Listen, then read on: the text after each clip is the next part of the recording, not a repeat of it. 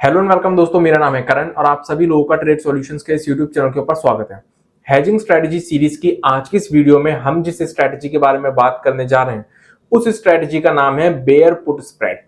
Bear put spread के बारे में हम आज की इस वीडियो में समझेंगे कि बेयर पुट स्प्रेड क्या होती है, बेयर पुट स्प्रेड बनाने के पीछे हमारा क्या पॉइंट ऑफ व्यू होता है, क्या ओपिनियन होता है, उसके क्या फायदे क्या नुकसान होते हैं, it means pros and cons क्या है बेयर पुट स्प्रेड के, ब्रेक इवन लेवल कैसे फाइंड आउट करें, मैक्सिमम कितना लॉस हो सकता है, मैक्सिमम कितना प्रॉफिट हो सकता है, और भी कई सारी डिटेल्स के बारे में हम आज की इस वीडियो में समझेंगे वन बाय वन करके। तो चलिए फिर स्टार्ट करते हैं आज की इस वीडियो को। बेयर पुट स्प्रेड स्ट्रेटजी के बारे में बात करने से पहले मैं आप लोगों को एक चीज बता देता हूं कि लास्ट वीडियो में जो हमने बुल कॉल स्प्रेड स्ट्रेटजी के बारे में बात की थी, बेयर पुट स्प्रेड स्ट्रेटजी भी as it is same to same है बुल कॉल स्प्रेड स्ट्रेटजी की तरह। बुल कॉल स्प्रेड स्ट्रेटजी के हमने जितनी भी चीजें समझी थी वो सारी की सारी चीजें सेम हमें बेयर पुट स्प्रेड स्ट्रेटजी के अंदर भी देखने को मिलती है। बस जो डिफरेंस है, जो अलग है, वो क्या है, दोनों की इंप्लीमेंटेशन। बुल कॉल स्प्रेड अलग तरीके से बनाई जाती है, बेयर पुट स्प्रेड अलग तरीके से बनाई जाती है। अदरवाइज थ्योरेटिकल पार्ट जितना भी था वो सब चीजें सेम है बुल कॉल स्प्रेड स्ट्रेटजी और बेयर पुट स्प्रेड स्ट्रेटजी दोनों के अंदर। तो सबसे पहले हम ये समझते हैं कि बेयर पुट स्प्रेड स्ट्रेटजी हम बनाते क्यों हैं, इसके पीछे हमारा क्या पॉइंट ऑफ व्यू होता है। तो बेयर पुट स्प्रेड स्ट्रेटजी इसलिए बनाई जाती है जब भी हमें मार्केट के अंदर ये लगता है कि मार्केट के अंदर एक डायरेक्शनल मूव आ सकती है लेकिन डाउन साइड में, तब हम बेयर पुट स्प्रेड स्ट्रेटजी को क्रिएट करते हैं। बुल कॉल स्प्रेड स्ट्रेटजी में क्या था कि अप मूव के लिए हम bull call spread strategy create कर रहे थे। इसका अपोजिट यानी कि डाउन मूव जब भी हमें मार्केट के अंदर आते हुए देखने को मिलती है तो फिर हम यहां पर क्या करते हैं, बेयर पुट स्प्रेड स्ट्रेटजी के जरिए उस मूव को कैच करने की कोशिश करते हैं। अगेन करने को हम यहां पर भी नेकेड पुट ऑप्शन भी बाय कर सकते हैं, बट उसके अंदर रिस्क ज्यादा है, वॉलेटिलिटी की वजह से उसके अंदर रिस्क ज्यादा हो जाता है। इसलिए हम हेजिंग करते हैं बेयर पुट स्प्रेड स्ट्रेटजी के जरिए ताकि वॉलेटिलिटी में हम सस्टेन भी कर पाए और हम इतनी जल्दी मार्केट से एग्जिट ना हो पाए।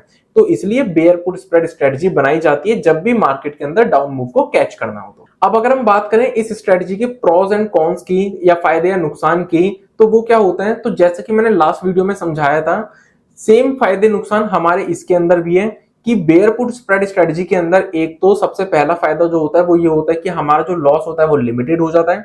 इस स्ट्रेटजी को बिल्डअप करने के लिए जो मार्जिन रिक्वायरमेंट होती है वो कम होती है, क्योंकि ऑब्वियस सी बात है जब भी हम हेजिंग के जरिए पोजीशन बिल्डअप करते हैं तो हमें मार्जिन इतना ज्यादा नहीं देना पड़ता। और तीसरा, वॉलेटिलिटी के अंदर हम सस्टेन कर पाते हैं, मार्केट के अंदर वॉलेटिलिटी की वजह से हम जल्दी एग्जिट नहीं हो पाते। तो ये तीन तो फायदे हैं हमारी इस स्ट्रेटजी के।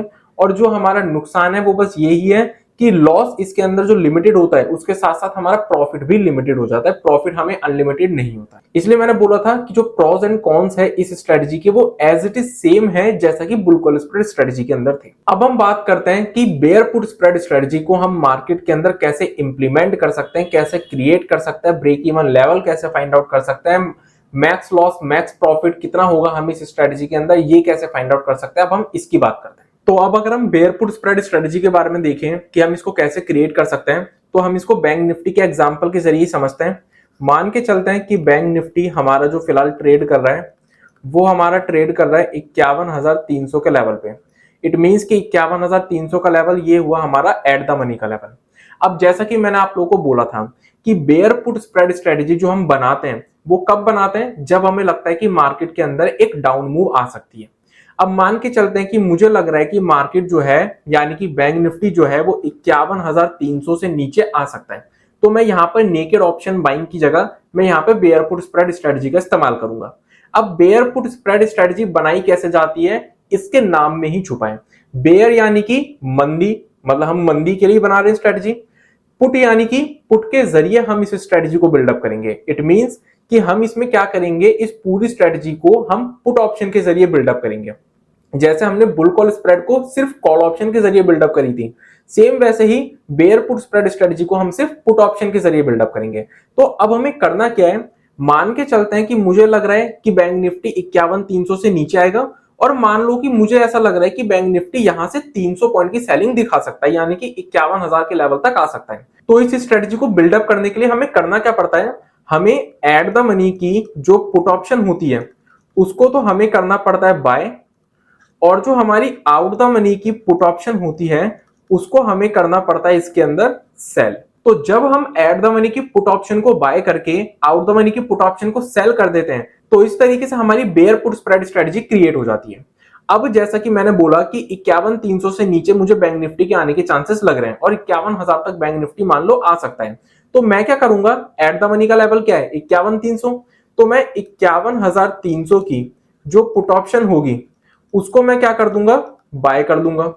अब मान के चलते हैं कि ये पुट ऑप्शन है 300 रुपए की, और जो 51,000 की पुट ऑप्शन होगी जो कि out the money put option है, इसको मैं क्या कर दूंगा, सेल कर दूंगा। और इसको मान के चलते हैं कि ये पुट ऑप्शन है 100 रुपए की, तो 300 रुपए की पुट ऑप्शन बाय करी मैंने और 100 रुपए की पुट ऑप्शन को सेल कर दिया। अब सबसे पहले हमें इसके अंदर फाइंड आउट क्या करना है, ब्रेक इवन लेवल, क्योंकि हमें अब ये देखना है सबसे पहले कि अगर बैंक निफ्टी हमारी एनालिसिस के अकॉर्डिंग मूव करता है, यानी कि नीचे की तरफ मूवमेंट दिखाता है, डाउन मूव दिखाता है, तो फिर किस लेवल पर हम ब्रेक इवन होंगे। तो वो कैसे फाइंड आउट करना है, जिस तरीके से हमने बुल कॉल स्प्रेड स्ट्रेटजी वाली वीडियो में ब्रेक इवन फाइंड आउट करने का तरीका देखा था, सेम तरीका यहां पे भी अप्लाई होगा। हमारी जो पूरी इस स्ट्रेटजी की कॉस्ट है वो क्या है, 300 रुपए की हमने ऑप्शन बाय करी यानी कि हमारी जेब से खर्चा हुआ, और 100 रुपए की हमने ऑप्शन को सेल करा यानी कि ये हमें इनकम हुई। तो जब हम अपने 300 रुपए के खर्चे में से 100 रुपए की इनकम माइनस करेंगे तो हमारे सामने क्या वैल्यू निकल कर आएगी, 200 रुपए की, यानी कि ये जो 200 रुपए है ये हमारी क्या हो गई, इस पूरी स्ट्रेटजी की कॉस्ट हो गई। तो हमें जस्ट करना क्या है, हमें एट द मनी यानी कि जो स्पॉट का लेवल है बैंक निफ्टी का, उसमें से माइनस कर देनी है अपनी पूरी स्ट्रेटजी की कॉस्ट को। हमेशा ध्यान रखो कि जब भी आप कोई ऐसी स्ट्रेटजी क्रिएट कर रहे हो जो कि अप मूव को कैच करने के लिए, तो हमेशा आप लोगों को ब्रेक इवन लेवल निकालने के लिए स्पॉट में उसको ऐड करना पड़ेगा स्ट्रेटजी की कॉस्ट को।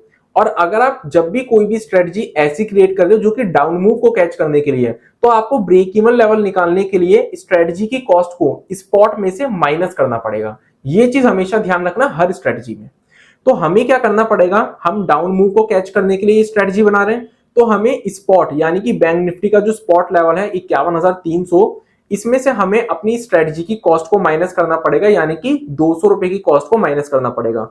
तो जब हम 51,300 में से 200 रुपए की स्ट्रेटजी की कॉस्ट को माइनस कर देंगे तो हमारे सामने लेवल निकल कर आएगा 51,100 का। इट मींस कि जब बैंक निफ्टी 51,100 के लेवल पर आ जाएगा तब वहां पर हमें इस स्ट्रेटजी में नो प्रॉफिट नो लॉस होगा, और 51,100 के नीचे हमें इसके अंदर फिर प्रॉफिट होना शुरू होगा।